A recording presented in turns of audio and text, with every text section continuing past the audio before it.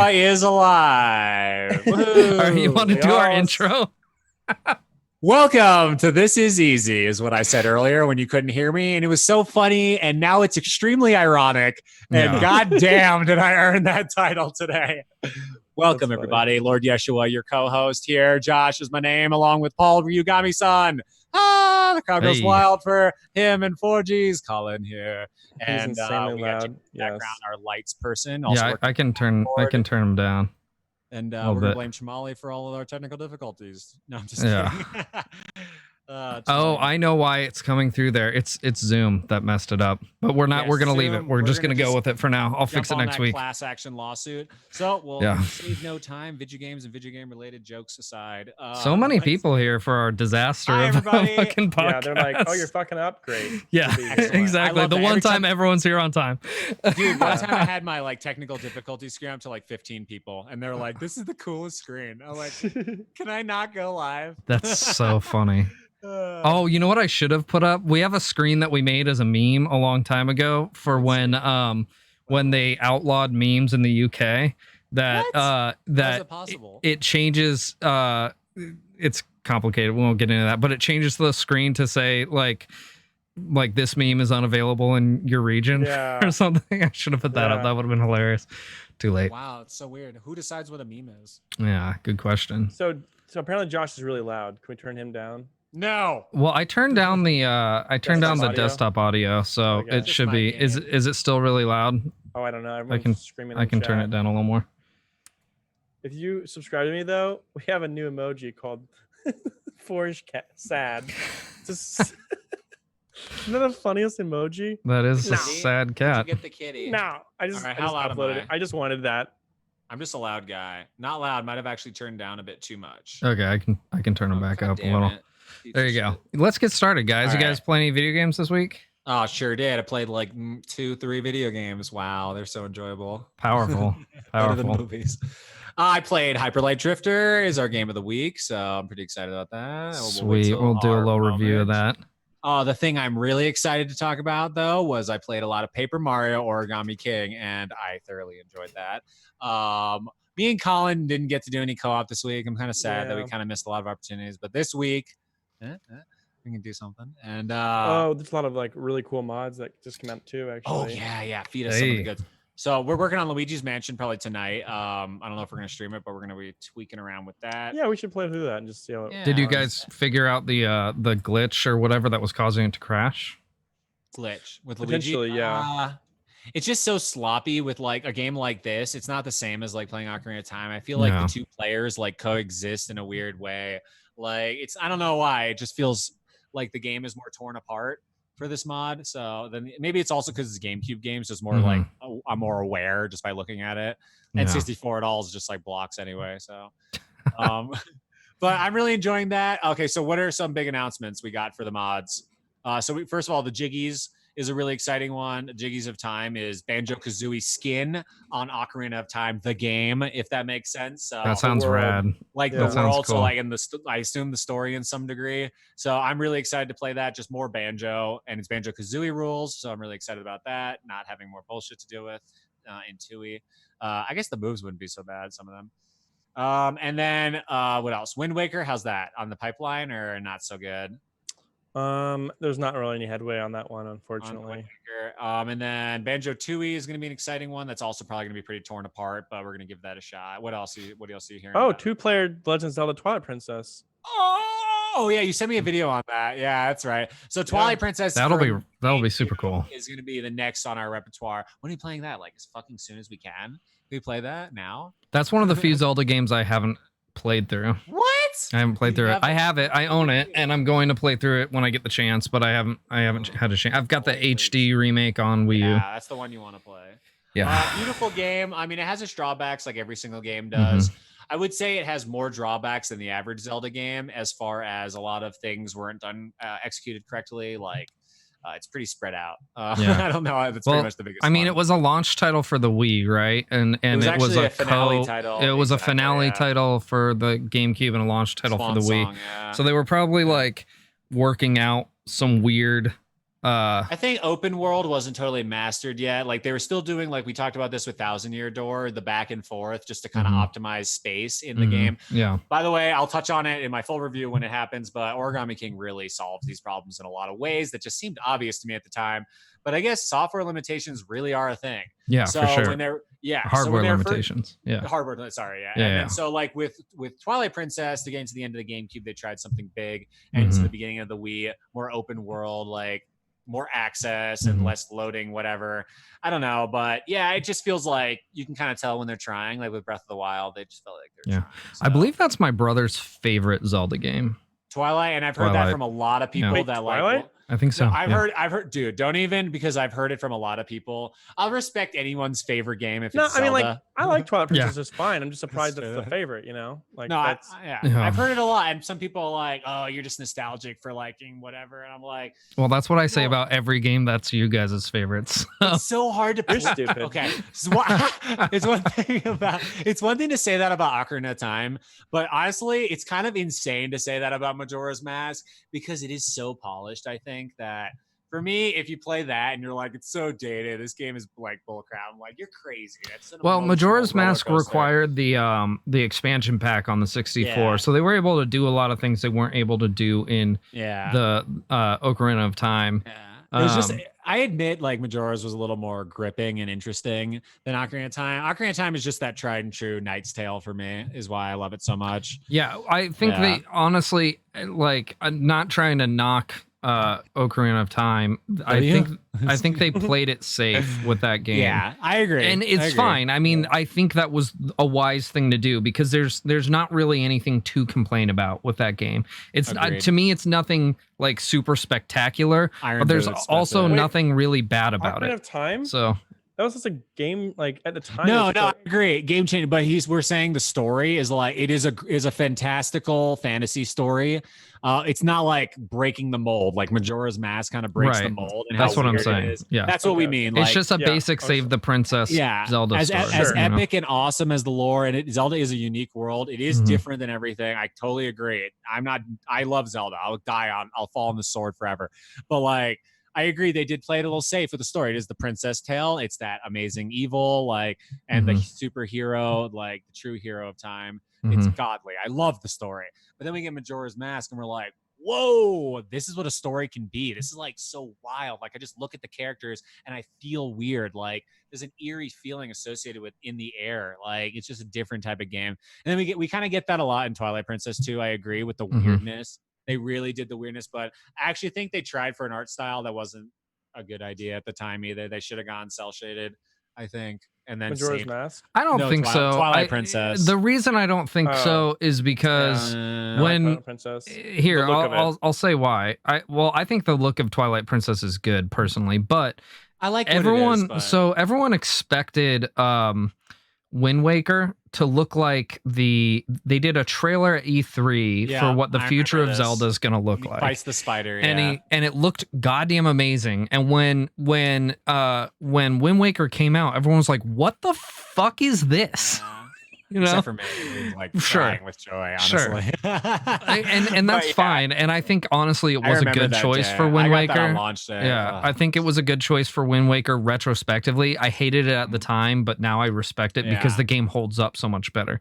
I think that's what it is. That right there, what you say is the reason I don't still love Twilight Princess graphics, although I thought it is an answer to Wind Waker. And they're like, look at these amazing graphics. Same console, fucking awesome. And we're like, damn. But now, 15 years later, I'm like, I still think it looks good, but for the time, you know. Yeah, I agree. But if they didn't take that darker, more realistic approach that everyone in the Zelda community at the time really was like, I admit I wanted clamoring for, then people would have revolted, you know. I don't know.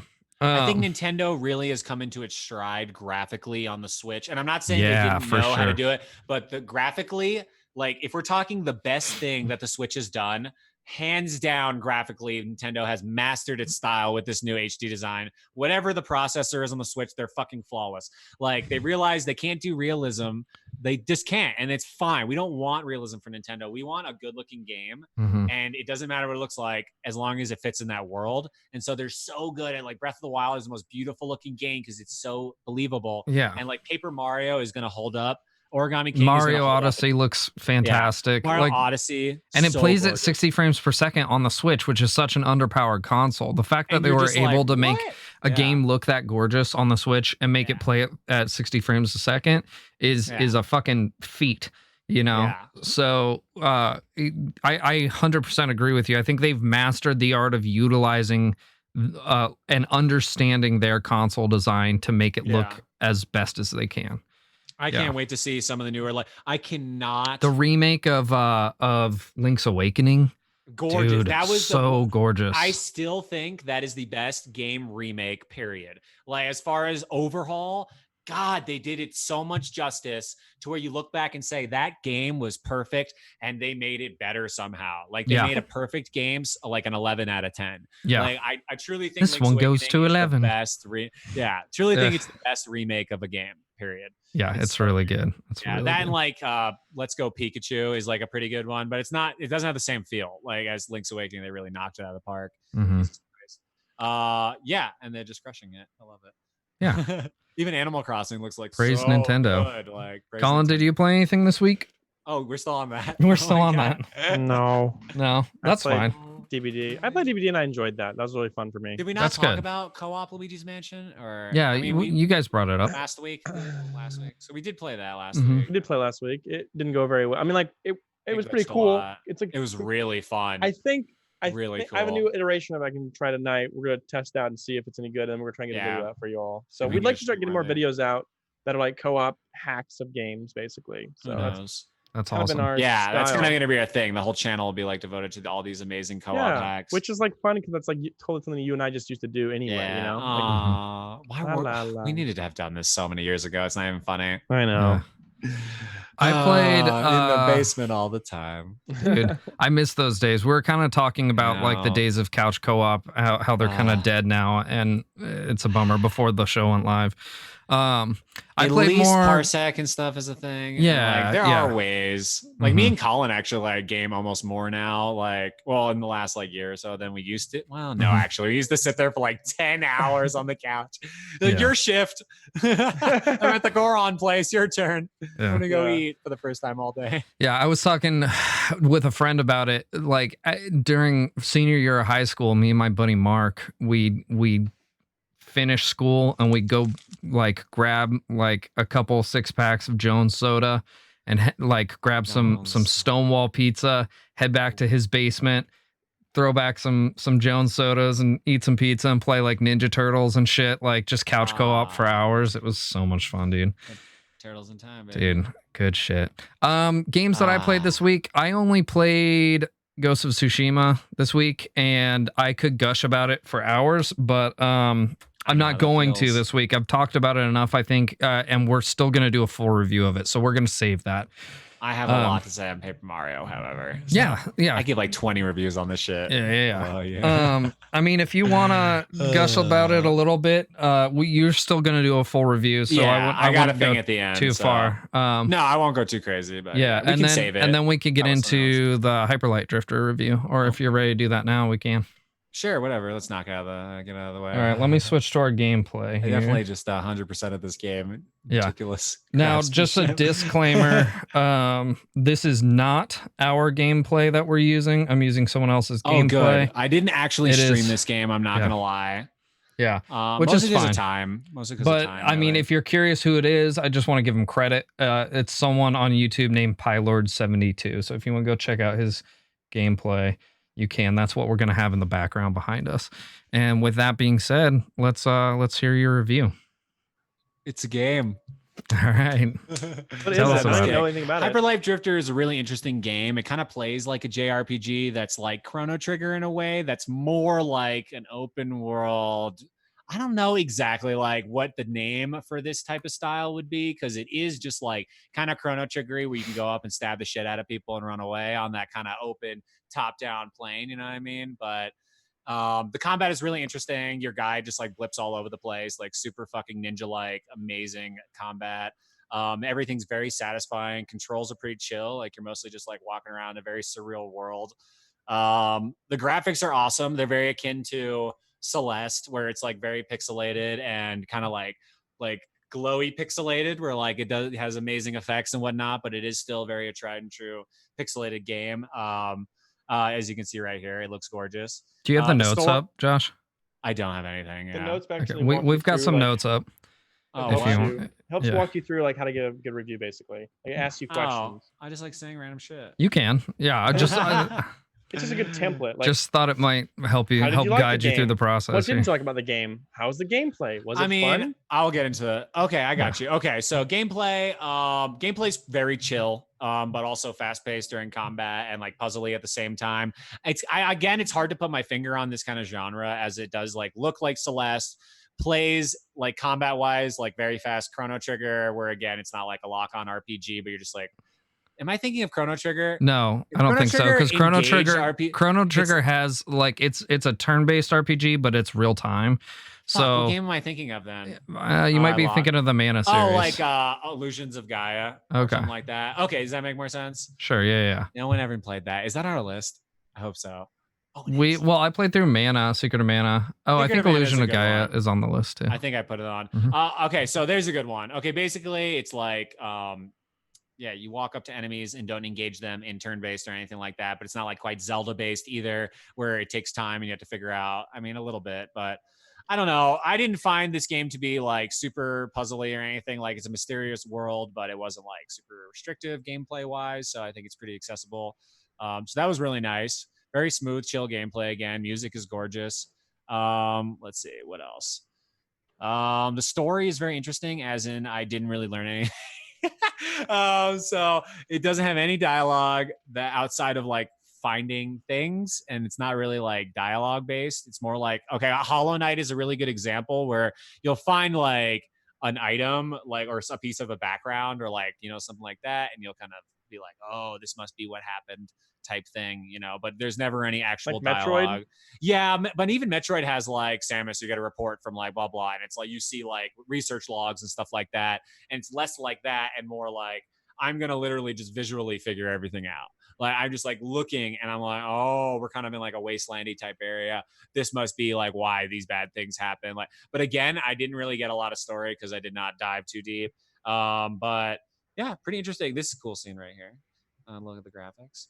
Yeah, they really dove into the retro thing on this. I mean, it's really beautiful. I like it, but I'm going to be totally honest. Negative wise, it wasn't groundbreaking for me, I think is what I'm really trying to get at. Like this game kind of just felt like a cool game that was trying to be retro, that didn't break any ground as far as I literally can't even pin my finger on what to call it genre wise. So like, it's like, you know what I mean? Like for me, I'm just like, not overly impressed, but I definitely see the appeal in this game, and it's really amazing. And I really should have beaten it to give this full review. But I mean, it's really fun for sure. I would have preferred something more like Trials of Mana or anything like that, or like any of those types of things, just because they feel, or even like Hollow Knight type games as like a mystery, like what's the word? Dungeon crawler type game where, it just didn't feel like deep enough to me. Maybe I do like need to be guided through story more. I don't know, like maybe something at least to feel like a tangible world. But this does it kind of like embed the story into like objects? Exactly. Kind of like well, you'll like see the even the architecture will be like a certain way in this region. You'll be like, and you'll like walk along and you'll like see reasons for it. And you'll maybe see like the destruction along its path and like. So it's not totally, like up front where it like gives you like a narrative for the game. Zero. Wow. Like it's like Undertale a little, where in the beginning you see like a scene happen and you see our hero and he's like, or whatever I am, and I don't really know anything, and he's like, cool, enter the dragon, let's go, and then it literally starts you on like an area and you just go. So it's interesting. It's very interesting how it does that. Yeah. But again, wasn't overly blown away just because I wanted some new ground here. And like with games like Katana Zero and Celeste and Hollow Knight, and Cuphead and these other newer ones, they kind of broke ground for me in certain ways. And this right. They paid respect to their kind of like retro roots, but they also brought something new to the game that made it interesting and made it like gave it that kind of like next gen like new game feel delivered in that 8-bit 16-bit package. And while I feel this tries to do that, it is mostly flashy and like it feels like a lot of like pomp and circumstance where it could have been more of a complex game actually. I don't know, it is a beautiful game though, and I'm not trying to knock it really, but like I just like it's kind of like not something it wasn't as engaging as you anticipated it to be. Let's see, what would I give it? I would probably give it a 7.5 from my gameplay experience. And that's like, I feel like mostly generous and pretty fair just because maybe that's just my personal opinion, but I'm sure other people had a great experience with it. It looks like a great game to speed run if you like, or to 100% run or anything like that. Like it feels like one of those types of cool games like Dungeon Crawly. But I don't know, whatever you do. Just to give some like background information. So the synopsis of the game, Hyper Light Drifter is a 2D action role-playing game developed by Heart Machine. The game pays homage to 8-bit and 16-bit games and is considered by its developer, Alex Preston, as a combination of Legend of Zelda, Link to the Past, and Diablo. You wouldn't say it really quite meets maybe I didn't get deep enough. I mean, I didn't really feel that vibe. It doesn't really feel like a Link to the Past to me. But again, it did feel action RPG was the words I was looking for. There you go. But it did feel like that puzzly, mysterious overworld, but like not really the same as like a Zelda Just game. not the depth that you want from a Zelda game. Maybe not the depth. And again, like I appreciate when I can feel the lore and like maybe all it takes is a few sentences and you're like, this artifact is blah, blah, blah. And like, I don't mind reading things. So like, maybe it did take something away from me because of that, but it's also very Journey-esque, like literally the game Journey-esque, where it's like no words kind of equals a more it tries to, and that's the thing. A lot of people, I agree with Colin, kind of where like no words kind of doesn't do it all for me. Like I kind of need more engagement than that. It's more of like an art piece than a game. Although this one is more so a game than an art piece, but it is still in that region, I would say. Gotcha. I think this is available. Game, you played it on PC, right? I got it for $2 on G2A. Gotcha. It's on PC, PS4, Switch, Xbox, and iOS. I believe it was. iOS. It's $20 or $19.99, and then the complete edition is $29.99, and I'm guessing that comes with some kind of expansion. Let's see. Any other things that we want to say? Would you play a sequel of this game if one existed?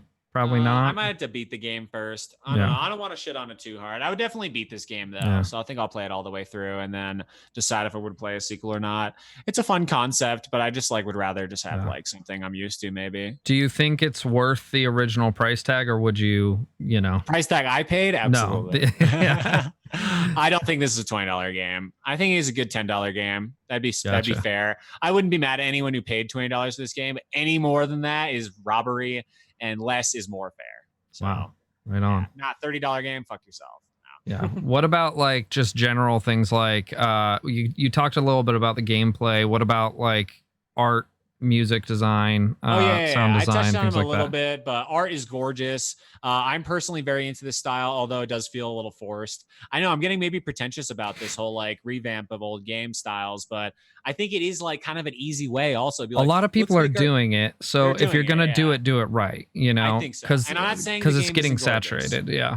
I'm not saying the game isn't gorgeous, but it feels like it could have looked like many different things to where I want like, I think I kind of touched on this before where like if something's in the world and I'm in the world, like I want it all to feel completely right. It doesn't matter what it looks like whether it looks like cell shaded Zelda or if it looks like Paper Mario World.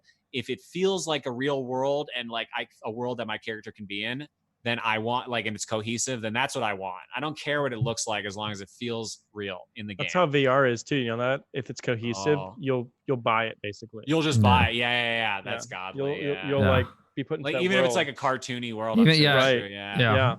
So but where realism kind of just is not good because it's not cohesive and it kind of fails in certain areas and your brain's trying to say this is real but it's not.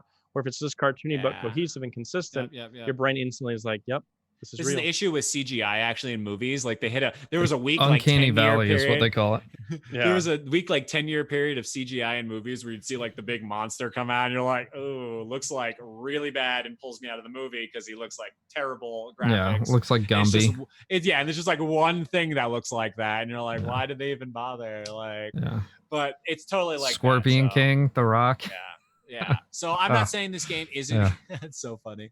Oh yeah, that's really that's bad. Such a funny one. I'm not saying it doesn't look good and isn't a beautiful game. But I do think that it could have been any art style, and that this art style maybe should be reserved for games that truly fit in the vein 100%. But again, it's not the game's fault. I need to play it all the way through also. Gotcha. Music is gorgeous. It definitely fits with what they're looking for. So I do think it's just like very chill and dramatic at times. So it fits it's very Celeste. I would give that too, where it's kind of like, just like you could listen to that song for the whole level and it like feels like it goes along with it, which is, I think, very good. So I think the music may be the strongest aspect. What was the other thing? Music, graphics. What else? I think that's mostly it. What's your overall rating impression, just to wrap it up? So I would give it a 7.5, and I would say it is a good game. If you can get a deal on it, G2A, I would definitely recommend playing it for the price I paid. I would definitely wait till it goes on sale on Steam if you don't like to do it the other way. But good game, worth a play. I still will and want to beat it all the way through to get a full opinion. I might bump up a few points. You never know. Maybe I'm still on the slow parts. Yeah. Like in some games take a lot of time. You never know. Yeah. But I would overall suggest it, warranting that, this isn't a groundbreaking game. That's my biggest note, is that like, you're not playing a brand new game here. You're playing a game with some cool new things that are really awesome and visually new in some ways that you definitely like feel like you've played this game kind of before, and not in a respect shout out way to those games, more like nothing new here game kind of way. Yeah. So that's my overall opinion. Worth a play mostly. Cool. Yeah. Cool. Yeah. I might check it out. I actually have been meaning to check it a out. little. It's okay. Some games deserve to be pooped on. So. Yeah. But I'd say 7.5 is a strong score. Why not? I think that's a respectable score for a game anyway. Yeah. That's fantastic. So I thought. Yeah. So yeah. Cool. I'm honestly interested in checking the game out still. Definitely play it. Yeah. For the price I paid, of course. There you go. Very cool. Let's move on to our topic question of the week. Ding, ding, ding, ding. Which one? It's in the notes. A recent article on Reddit that will be posted with the video. Which I'm guessing Chamali might have that, talks about how Dead by Daylight focused on humiliation as a psychological concept in the game. Oh, yeah. Can't wait to talk about this one. Many other games in general have psychological concepts. Have you ever noticed yourself become affected by psychology by a game, or affected psychologically by a game, rather? What have you done to help yourself get through it? How can you help others you're playing with if you're noticing them have changes during a game? So that's, again, kind of a multifaceted topic. We can start with that first bit. Like, so the first question would be, have you played games that you've noticed affect you psychologically or affect people you're playing with psychologically? Yeah, so for me, the Doom games really have this strange effect on me where it's so intense that like I feel actual stress like while playing these games, and it's to a point where like I can't just play it casually, and I'm like physically under duress, and I'm like, okay, this is not good. But that's just a mild example. I mean, another example I would say would be how often in Call of Duty are you shamed for dying and shit like that? And like, you know what I mean? And just like it presses upon how winning is so important, and people just rage at those types of games. Yeah, for sure. Really shamed for doing badly at the game and by the game. The game would be like, oh, fuck you, or I don't know, whatever. I don't play those games. And not to mention your teammates and everyone online is talking people shit teabagging you, things like that. People teabagging you, and it can hurt your fucking feelings. You're a 12-year-old kid. What do you know? For sure. You already don't have any friends, and now the only friends you had say you suck, and you brought them down and made them all lose, and you suck, and your mom's hot. And and all the terrible things they did with your mom. Yeah, I can't believe it. Yeah. And on a Sunday. No, but And so I think that's just like kind of my example in that vein. I know when we open up to the other facets, I have some more things to say about Yeah. other. I kind of agree with you on that. Like for me, specifically playing PvP games, I see that. I myself have gotten on tilt before to where like I let my emotions in PvP kind of like dictate how I play, and that usually causes me to play worse than I was. It's always worse. I've kind of, especially in certain game modes, like particularly in Destiny, learned to enjoy the gameplay rather than like wanting to win or like needing to win. And that usually I win because of that, because I'm actually enjoying what I'm doing. Instead of like just only focusing on destroying my enemy kind of thing. Am I on? Yeah, you're on.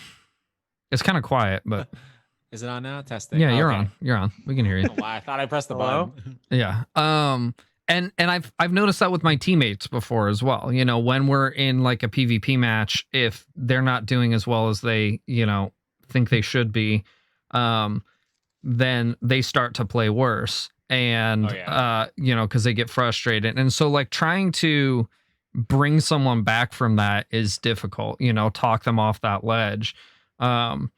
It's a difficult thing to do. I think it can be done. I've like in the heat of a like in really intense PvP match been able to kind of like rally the troops and calm everyone down and we make a comeback, but it's difficult and it definitely isn't always something that you're gonna accomplish. So and then that also like you feel a physical effect of that too.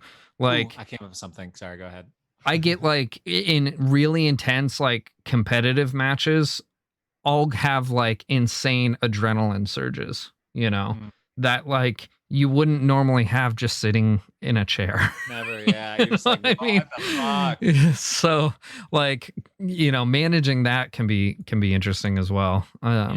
Yeah. At the same time, I have an interesting converse one that's kind of similar. It's kind of still in this vein of topic before it moves too far. Yeah. But it's so like with Breath of the Wild. Okay, I know we talk shit on this game now, but when this game came out, it was groundbreaking for me. At least. Yeah. I was like, holy shit! I was literally saying it was the best game I've ever played. I wouldn't say that now, but I don't say that now. But I was literally like Ocarina of Time. Who? Like, I'm not even kidding. Like, oh my god, it was amazing. Oh. I was so into this game, tied into the world, everything about it. I knew what every character said. I knew like where everything was. Like, I loved it. I was like, go to the fruit tree to the left. Like, blah, blah, blah. I love this game. I literally had like a pretty good amount of depression when I beat this game and like no longer was interested in going on. Like, I had tangible like separation depression from this world. I was like so attached to how amazing Avatar. Yeah, no, I'm not even kidding. This rarely happens with games for me, but I like enjoyed my time so much that I was just like, fuck, like I really want to like just erase my memory and play it again. Like that's how I always want to do with Ocarina of Time too, right? But like it's different with some games because like the whole point of Breath of the Wild is that mystery, and I knew like I could never experience that game again in the same way, and I couldn't. And now I feel totally different about that game, and I would do anything to feel that same way about that game every time I play it, but. Right. It's just not. And so for me, it's just like a sadness that I'm just like, damn. So that can be associated with gaming too, where like you're just so in love with it that it can make reality that much sadder. And that's like another dissociation with reality that's just like hard for some people to. For sure. I have obviously dealt with that. I'm explaining this. Colin, since this is specifically a, Dead by Daylight focused question, I'm pretty interested in your answer to this first part of the question. Time. What was the first part of the question? The first part of the question is have you ever noticed yourself become affected psychologically by a game? And then what have you done to help yourself get out of that? Yeah, I remember I think I usually don't get too upset at games actually. Most of the time I'm able to walk away. Like I'll be like, I'm upset, I need to stop playing. And I think it really goes back to like, this is kind of weird, to my childhood actually. I remember I was playing this game and I was like in tears. I was trying to beat this game and I was so scared of this game and so upset with this game because I kept dying and I was just like mad at it. And I ran outside to my dad and I started like yelling at my dad. I was like, this game is stupid, I hate it. My dad's like mowing the lawn. Okay. So I'm like inside playing a game on a hot summer day and he's like outside, mowing the lawn, where I'm just like literally playing a game. He goes, then stop playing it. Like that's all there is to it. That's the solution right there. Just stop playing it. Like if you're not having fun, don't play it then. Right. And it was just like, it was such a good moment for him, because it was just like, that really encompasses my entire mindset of how I approach all games. Like if it's like, if you're this upset, you need to stop playing this. Yeah, I agree. This is either an addiction or there's something very wrong here if you're not enjoying this What was the game? It was Shadows of the Empire, the Star Wars game. I love that game. It's really scary in the sewer system place though. And you get really lost too. It's like a huge maze. And I looking back on that game, I don't think that game aged very well. But when I played that game, I was freaking obsessed with it. Yeah, it's a great game. Yeah. It's really fun. I mean, I still like it to this day. I still putz around it every once in a while. But like, but yeah, I think I've always kind of carried that with me. So like, there are some times where like games affect me and I'll just kind of walk away from them for a while. But that's usually my go-to, is like, oh, this is making me sad or upset or angry or feeling stupid or like embarrassed. It's like, that's not good. Like a game is supposed to make you, it's supposed to be fun, and, and like take you on a roller coaster of fun emotions. And like, if it's not doing that, it's not accomplishing, Yeah. It's kind of what I started to feel with Animal Crossing, where like at a certain point, like accomplishing all these things leads nowhere. And then towards like, I put like 350 hours into that game. Jesus and I'm just Christ. Yeah. And I'm just like, okay. And you're just the king of the homeowners association? Like, not even. I'm just like, I have a crown though. I am a king. Don't get me wrong. And like, everything's awesome and everything looks amazing. And you feel like the amount of pride. And you're just like, damn. I think it's a different issue though. Like 5 hours into collecting this piece of clothing. And like, I hate my life. Yeah. Like, it's like the addiction thing where you're like, why am I doing this? Right. That's a different issue though, I feel like, where like one is like you're being caused like if someone came in and like delete something from your game, let's say, that would cause you distress. Like that'd be like, so like how do you deal with that versus like the idea of like reality versus this virtual world and like how you're using games? I think that's I like the reality one better. I think specifically this question's focusing on like the different impacts of psychology that games have on you.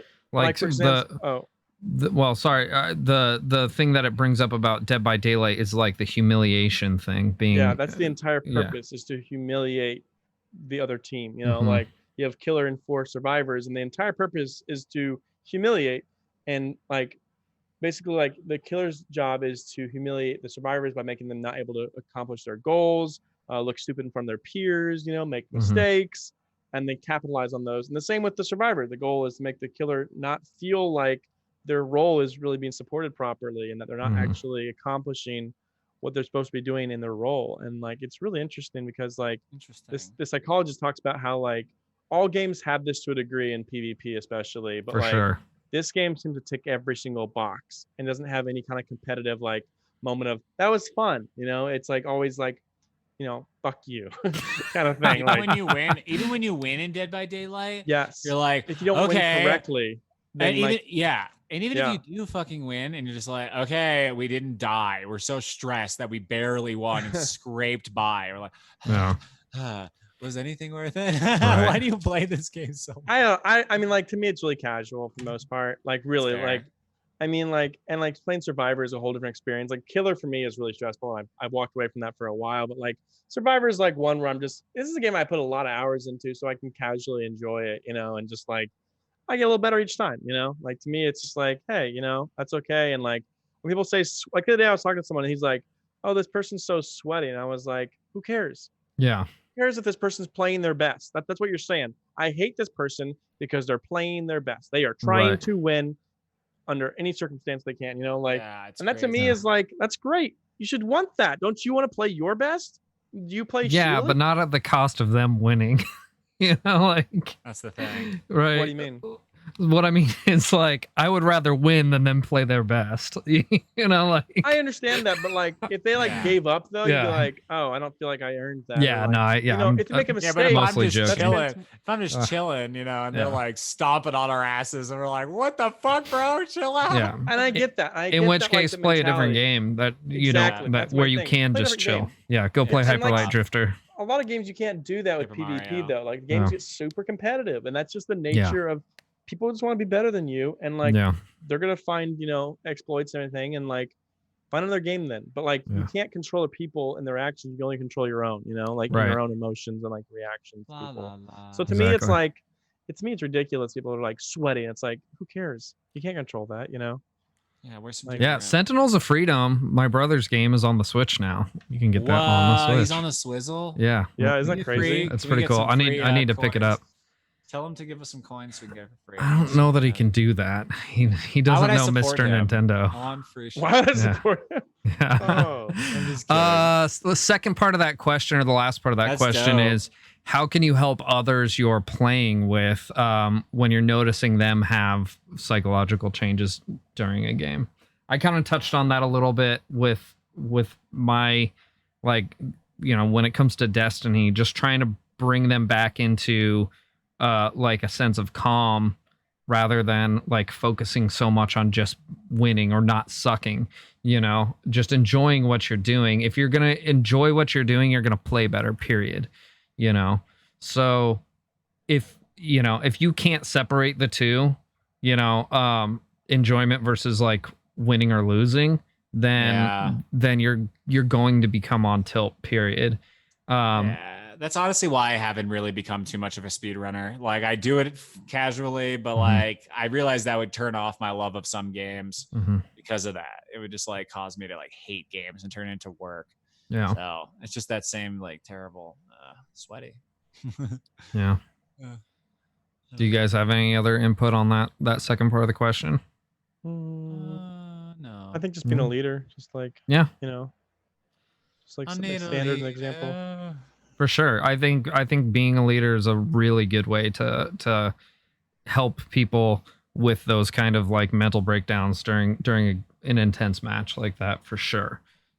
Just like I have never actually been in real combat, but I would imagine that's why there are leaders in combat, is because of those, like someone there that you can look up to help push you through a difficult situation, I think that's really important. So, cool. I think that was a pretty interesting question. We have a couple news bits and a couple rumors we can talk about. And then we can wrap this bad boy up. So, the first bit of news, do you guys remember G4 TV? No. Yeah, it's so good. You don't remember it? I don't remember that, dude. Like, vaguely, I don't remember watching it though much. Like, it's like something that everyone's excited about, but I'm just like, So G4 TV, this was way before Twitch. It was just a video game TV network where they would show gameplay of video games. There was like video game talk shows, things like that.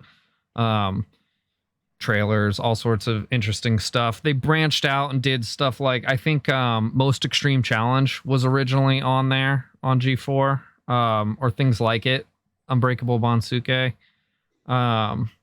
Things like that, like weird Japanese game shows and stuff, but mostly focused on video games. They recently teased a comeback on Twitter.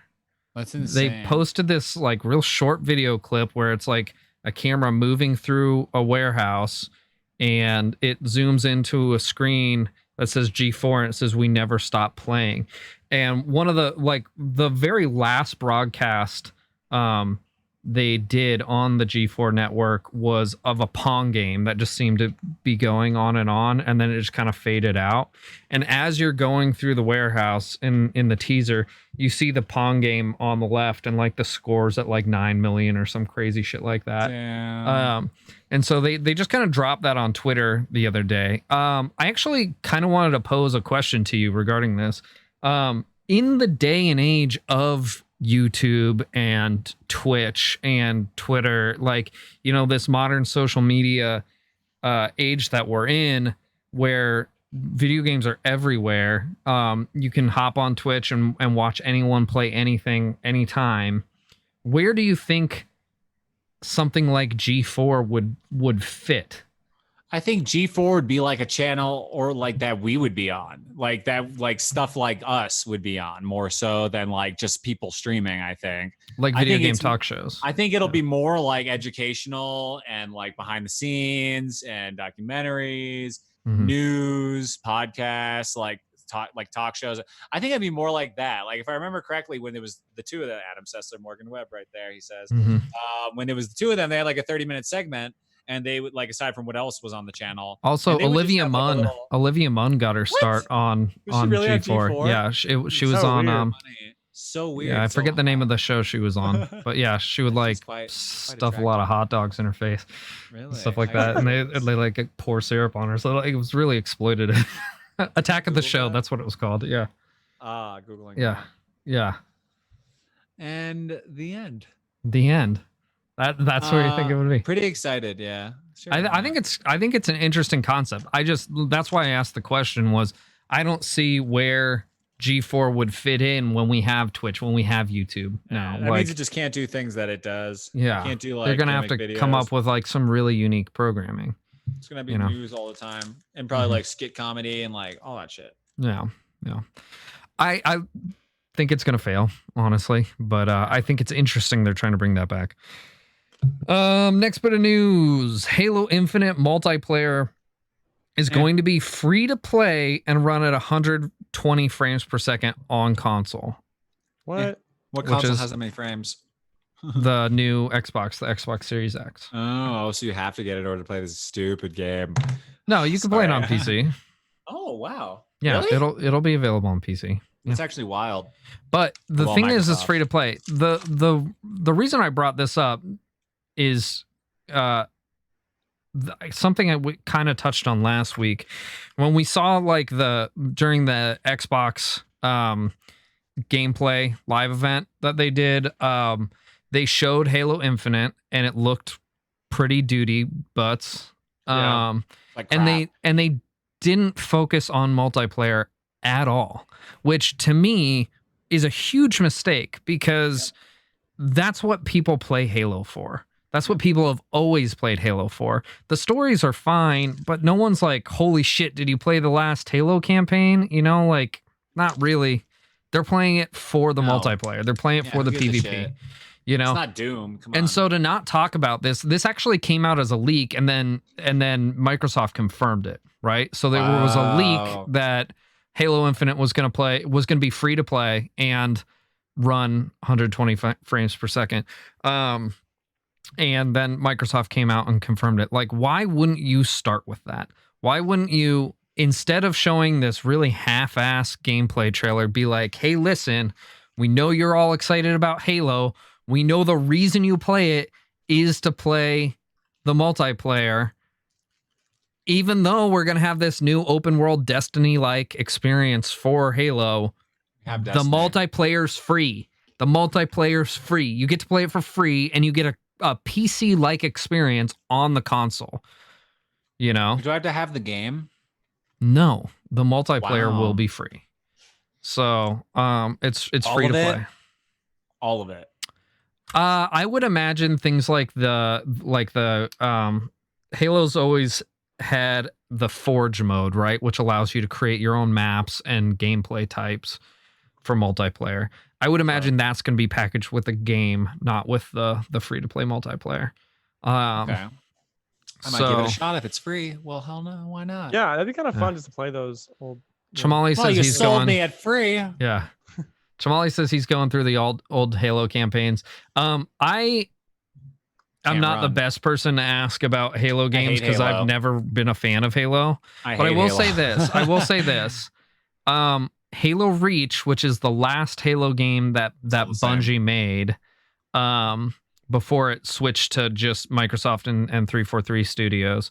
I think that game's actually really good. It's got one of the best first-person shooter campaigns I've ever played. I can't say the same thing for the other Halo games. I did not enjoy the other Halo games really at all. Play the new Dooms. I have not played the new Dooms. No. I think here's the thing. I've heard good things. I just haven't had a chance. I played some Halo and I despise the originals because you can't run. And I'm like, this is terrible. I'm so bad as it is. Yeah. My pistol's the best gun. I don't even fucking care anymore. Yeah, like, it's okay, stupid. The newer ones, they felt like Doom already had felt at that point, like on the N64. And I was like, okay, we're kind of feeling like Doom. We can jump around. Yeah. And then Destiny came out, and we're like, okay, what's the difference? And now Halo's back again. And now it feels like they're trying to do what Doom already did in the new Dooms, which is with the campaign and shit. But I think there's no room left for Halo. Like, I personally feel like I never enjoyed this game. I fucking hate the multiplayer. I hate when I went over to someone's house and they're like, let's play Halo. I want to throw the goddamn Xbox out the window. I will say this about Halo. You got to give Halo a little bit of credit. Halo absolutely revolutionized first-person shooter gameplay on console for when it happened. Cool. So when the first Halo came out, it revolutionized the two-stick shooter feel. I think the problem with Halo is it hasn't continued to evolve. It hasn't continued to revolutionize, whereas other games have, And the originals don't hold up on top of that, like, at all. A lot of people would disagree with you. I agree with you. I do. But, like, my Twitter feed is full of people playing the old Halo games right now. Okay. So, Twitter feed is full. I mean, it is like I go on Twitter and a lot of people are just talking about going back and playing the old Halos. So, and if you have Xbox Game Pass, you can play all of them on Xbox Game Pass, either on PC or on your Xbox. So if you're a Halo fan, there's no end to this bullshit. Yeah.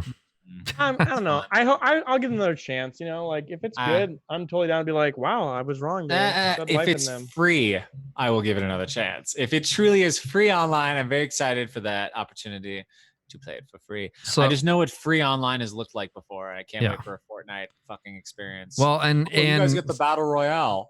Halo has been known to monetize a lot of their stuff too. So, like, map packs. You can only use the rocket launcher if you pay $5 like that. per game. They've never, I don't think they've monetized weapons before. That would be bad, but they've monetized a lot of other things. So I would imagine for sure map packs you're going to have to pay for, even though the game's free to play. Yuri's Holding Group? Is that the name of your business? Yeah. Weird non sequitur. I just noticed. Why are you talking about this? It's on the TV. Oh, sorry. Only I can see it. I just realized. Yes.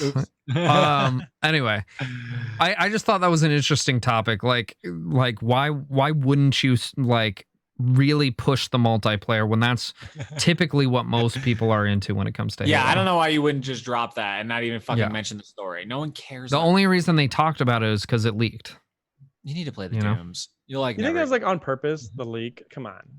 A lot of times those are. A lot of times. Yeah. A lot of times they are. It wouldn't surprise me at all if like people, because here's the thing. People saw that presentation. They're like, this game looks like ass. Such butt cheeks. It looked so bad because it's a really old build of the game. A lot of the textures aren't, properly. Did you see the side-by-side meme someone posted? Oh, there's a lot of side-by-side memes of it. The same. It looks better back in the day. I'm like, what right, and that's because they haven't rendered all the textures in and things like that. So I think it was a huge mistake to show that footage. And so probably what happened was internally they're like, fuck, we really bungled this one. What do we do? And someone's like, hi, I got an idea. And he like whispers to his friend that doesn't work for 343 and has a big fucking mouth on Twitter. Hey, multiplayer is going to be free online and it's going to run at 120 frames per second. And then that guy's like, fuck, what? And hops on Twitter, starts posting that out. It's not even true. And now it's just true because of the rumor. Well, I don't know. I mean, Microsoft did come out and confirm it. So it would have been funny if they were just like, fuck, well, we can't say no now. And someone was just like, you know what? I want free online for Halo. And I'm a reputable journalist. I'm just going to tweet this. Yeah. And Microsoft's going to be obligated to go along with it. Fuck yeah. I'm a genius. Nintendo is coming out with, I don't even know, like, Ocarina of Time remake. I can't wait. It's coming out on Christmas. Did you hear, guys? Oh my god, confirmed. Please, confirmed. Nintendo's just like, oh fuck, this podcast no one watches. This podcast no one watches. They leaked I can't believe they leaked this. I confirmed. Yeah. That's so funny. Okay, so our last bit of news is a rumor. I want to be clear about this. This is definitely a rumor. So, and it's also Xbox related. So the rumor is, and again, this isn't confirmed by any stretch, but there's a lot of little things that are kind of suggesting this is the truth.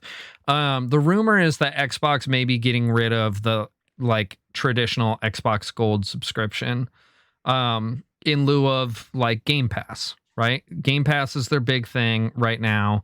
Honestly, the value is really good with Game Pass. Okay. You get access to a ton of games, both on PC and on console. And it includes the Xbox Live subscription, right? So the idea would be, a lot of people noticed that the yearly subscription for Xbox Live is now gone. You can't purchase that anymore. You can only do like monthly or bi-monthly, whatever the other options are. And so the idea here would be that they're totally getting rid of that model. What do you guys think about that? God, I hate Xbox, but I mean, I feel like it's just going to turn into some kind of easier system for them to keep people locked in. Like, it might feel better at first, but it'll keep people locked in more gradually. Yeah. And then you'll be paying more before you know it. So like, it seems like a standard tactic. Well, I'll say this. So the basic Game Pass for PC is $4.99 a month. And you get access to a whole bunch of games on PC. $60 a year. The basic Game Pass, I believe, for Xbox is $10, and then the Xbox or the Game Pass Ultimate, which gives you both, is, I believe, $14.99 a month. And well, dude, here's the thing. You get access to hundreds of games. I don't give a shit. It can't cost any money to do that. No, that's robbery. Like, I didn't realize, dude, Nintendo costs $20 a fucking year, and they don't. I think that was expensive. Yeah, but Nintendo's online offering is ass. Like, I there's know, not but even all Microsoft is doing is fucking connecting you to their game. Like, their game. No, they're doing a lot more than that. They're giving you unlimited access to all of their first party titles. I think it's where things are going, and they're ahead of the curve. You know? Yeah, I agree. I really do. I agree. As much as I don't like that, I will tell you this. I've been subscribing to Xbox Game Pass Ultimate since it came out, and I really enjoy it. And I don't even have an Xbox. I do have an Xbox. It's sitting right here. I don't use my Xbox. But like, the value for the PC games that it provides me is awesome. You know, like, I can play any first party Microsoft game as soon as it comes out. So I don't have to buy a $60 game. I just have access Halo to it. Reach. Oh. Right. I could. Whatever. If I was a Halo fan, I would have access to every single Halo game without having to purchase those games independently. Well, that's good. That's kind of like GameFly. Right. Only it's instant. This is more like the actual Netflix of video games. I think this is the closest to the Netflix of video games that we have currently. That's pretty cool. I wonder if we'll have it in the future. I think this could be a way into the future if it doesn't snowball into taking advantage of the consumer, which it already feels like it's taking advantage of the consumer. Just when you told me the price tag of fucking $300 a year, like, that's crazy to me, or whatever. I can't do math, but over $100 for anything subscription wise, like, the fuck, we're still only 10 years into DLC, and we're already paying $100 a year, and then paying $20 for a fucking pass, and then paying gaggity googity for $5 more. So that's what I'm saying, though, like, is you wouldn't be, Netflix is more expensive. You wouldn't be paying for Netflix $10 a month. I guess it depends on what package. But you're getting unlimited TV, and cable is $50, $60, $70 a month. Yeah, but you're getting unlimited games in this case. And you don't have to Xbox to purchase the live subscription in addition. This includes your live subscription. So I'm not paying the like $50 a year for the live subscription and Game Pass. I'm only paying Game Pass. And that gives me access to all these games for free, you know, for that subscription fee. Games that cost $60 a pop. Do some quick math. 12 times 15. I want to say it's like $280 a year. Yeah, something like that. That's stupid. I mean, okay. Paul's rich, I guess. We know who the rich person is. No, okay, no, but it's 180. It's 180. 15 times 12 is 180. I believe. Yeah, you're right. Yeah. Sure, why not? Sounds right. Yeah. Anyway, I think there's a good argument for it, honestly. Like, I think if you want to play a lot of games and not spend $60 every time one comes out, if you think about that, 3 games, that covers 3 games, right? Like, all you do is play you purchase. Well, if you play anything, like if you play on PC, right? A brand new game comes out that you want to play. That's part of Game Pass. Would be $60 if you bought it outright. You get to play it with your subscription, right? Every single game. The next month, the next month, another game comes out. You want to play it, but you don't have the $60. But you're paying your subscription fee. You don't have to pay that $60. Get a second You know, the job. next month. That's why I'm saying, like, immediately, All like right. 3 games. You know, it But like that's makes where it worth leads it. to. I think it's a good idea as long as it's a snowball and it's taking advantage of the consumer, which it seems like we could easily keep saying this is a good deal for a while. Like, it sounds like you're paying $400 a year now, and you're like, but it is a good deal because I played 10 games all the way through. Oh well, now it's $700 a year, but I paid like 15 games, so like, but it just like could be $1,000 eventually, and you would be like, but I can play literally unlimited games. It's only $1,000, and it's like at what point does this shit stop? That's my only That's the thing. point, though. That it's a I mean, like, it's a long con. That's how like Netflix is. That's too. it. Netflix In is 10 not going years, to be $5.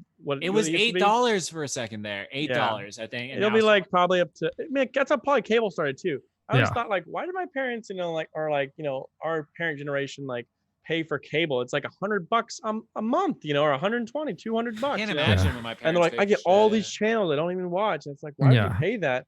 And it's probably because it didn't used to cost that much. Right. Yeah, What was I it saying? like, it wasn't recent, but about maybe a year and a half ago, I finally, like, we had to get, like, I don't watch sports, but my wife does, and roommates enjoy sports, whatever. So we have the Google Fiber internet, obviously, but we Paper also Mario invented that. used to have their whatchamacallit, their cable service, right? So we get all the channels and stuff. And originally it was really reasonable. It was like $70 a month, right? Which I know that sounds like a lot, but like for cable services, that's pretty reasonable. All of a sudden it's up in like 130 something a month, maybe even more. And I'm like, what the fuck? Like, no one even watches this. And I've got my Netflix and this. Like, I could eliminate that and pay for more, Netflix like services and still be paying less than I pay for cable and be getting way more content that I'm actually going to watch, So the kicker anyway. is the internet for me. Like not Steve Jobs, Elon Musk, fucking invent this World Web already. Like, so, yeah, everyone hear about this? Yeah. He's trying to invent the thing. Yeah, he's shooting up all those satellites and stuff.